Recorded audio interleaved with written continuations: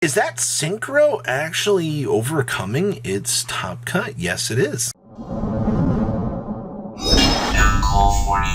Make sure you guys smash the living crap out of that subscribe button so you guys don't miss out on more awesome content. Now, I love when we can see breakdowns like this actually showcasing how diverse that you can get in some of these events. Now, Purely ended up winning this event, which is okay. I don't think anybody's going to be too upsetty spaghetti about, Purely kind of overcoming, the meta. The deck is just, when it snowballs out of control, it genuinely kind of does some pretty heavy aggression. We also had a Sprite variant for this top cut, which I'm not all that surprised about that either. I think the fact that you see Sprite kind of coming up with this crazy level of power that it's got kind of going on in the meta right now, it does tend to do its thing. We also have Horus Bysteel. Yeah, I'm not all that surprised. That deck has been a pretty strong competitor out here as well. We also have Branded and Chimera, actually. Both of the variants actually kind of showing up here to the top cut, proving to us that, you go down either path, right? Especially when the OTS championships are more localized via the local metas. You can have heavy hitters actually going down both paths and doing well.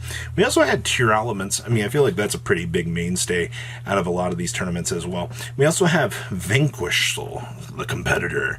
And the thing that Wolfgrounds always posts their events every single week.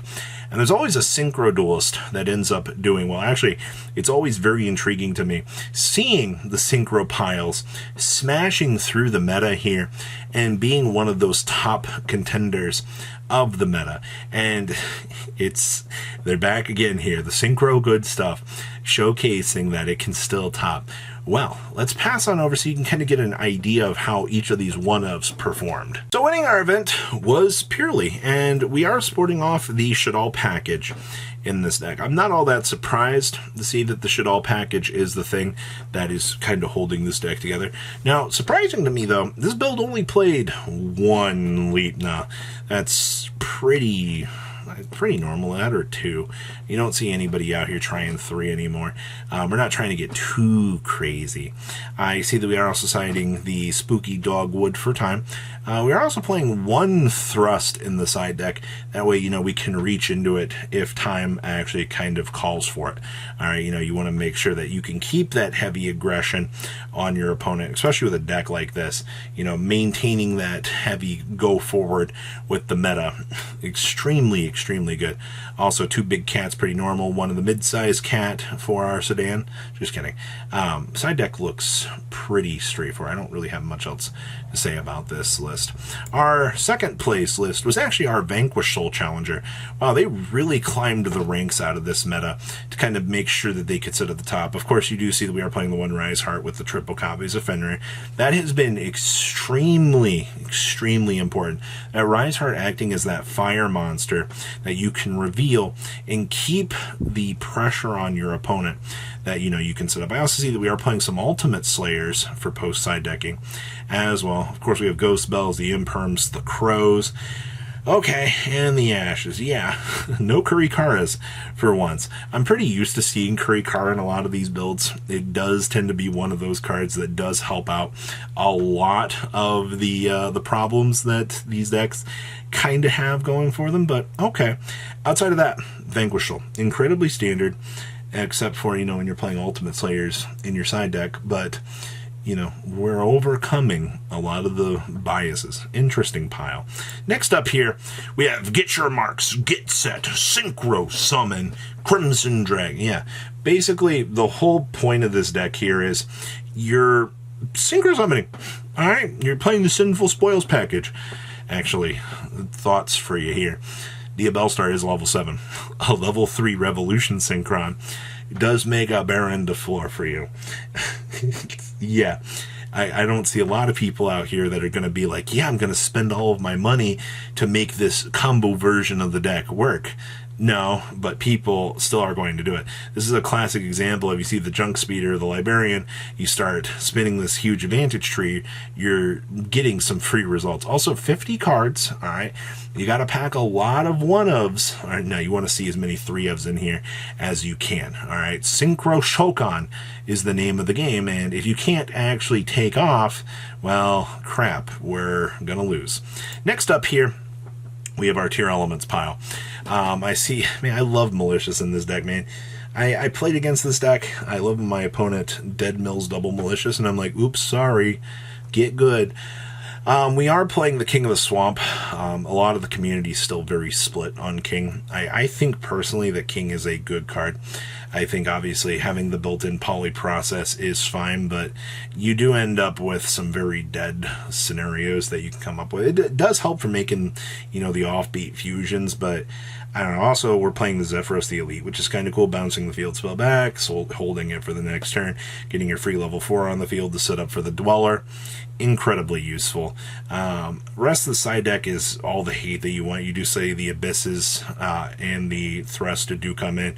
The Drolls, you also have access to your Bysteel package post side deck as well. So, once again, you're putting that heavy aggression on your opponent so you can climb through the loops and do your thing. Our other top 8 list here. All right, so I see that we are playing Live Twin Sprite. Now, this is pretty much just, Kishisakill Lula through the standard package lines. Like, be honest with you, the Sprite package is just here for supplementation, and then, the revival process for the draw one, the interruption comes from the Sprite stuff. We are side decking the Evenlies, something that you typically will want. You also have crossouts post side deck as well. We are side decking the Nightmare Corruptor Ibly. Ibly is not super good right now at all. If anything, the Ibly does try to help you out in some matchups so that you can put more aggressive stuff on the field, but is nowhere good. You see that we are side decking the double cross down here as well. Extra deck looks incredibly straightforward too. Stop cards, you have the Droplets, the Thrust, the One Talents, side into 2 Dark Ruler. That's strange, but it does work. Next up here, we have our Bysteel Synchro pile. And once again, 41 cards. Well, the fact the main deck is $281. Man, this deck is super expensive. We are also playing the Blessing of Horus. We extended out the Horus package by one more. Poor Blessing of Horus does not see any play. Poor guy. Maybe someday. We are playing double talents in the main deck. Dragon Link package is pretty standard at this point. We do play the one Crimson Gaia. You are not trying to play more than one Crimson Gaia, I feel like, in a lot of these lists. It's really cool that you could try, but don't. Also, most of the main deck or extra deck setup, most of the extra deck also feels pretty straightforward. Once again, you're basically starting the engine with a mini Dragon Link package to set up the Striker Dragon, set up the Spheres, and then everything else on the back end of that is setting up the Baron / whatever sub-negates or paths that you want to go down based on, the Red Dragon stuff. And it sets up pretty good fields. Next up is our branded deck. So this is what branded looks like in the modern era. 43 cards in the main deck. Double Blazing Cartesia, 1 Quem. We are playing 1 DD Crow, double Nibiru. And of course, we are playing Crossout Designator. Do let it be for the record that you do have to play the Crossout Designators to make sure that you do not lose the game. Ash Blossom and Joyous Spring still blast this deck out of the water. I see that we are playing one of the branded traps in here as well. We're not playing the Fusion Duplication Trap. I still think that card is really cute for when you can, actually get it off the ground, but it can lead into some dead draws, which I understand might not be the best. And of course, we are citing the Necroworld Banshee with Zombie World good stuff. Yes, the aggressors, making sure that the opponent cannot, my favorite part of the game. And our last list here is our Chimera good stuff, sporting off of Goddess of what, the Third Eye? It's Goddess of the Third Eye for our Fusion subber of choice. See, we're only playing double Berthelmet. That's kind of interesting. Post side decking, we bring in 3 Kaijus of the Dark. We do play the King Tiger Wang, whose build's not playing the Dark Barrier statue. We're not dedicating anything too crazy with the end of the Anubis, the Invader of Darkness. Little tech choices that can make this deck do its thing. We're playing 42 cards, which is fine. Only 2 Chimera Fusion. Interesting. I don't know how I feel about that, but I mean, it did get them in to the seed for top 8, so not too bad. So what do you guys think about this breakdown for this event? Please, leave a comment down below, tell me what you guys think, and I'll see your beautiful faces back here later in the day, guys. Peace out. Patrons, thank you.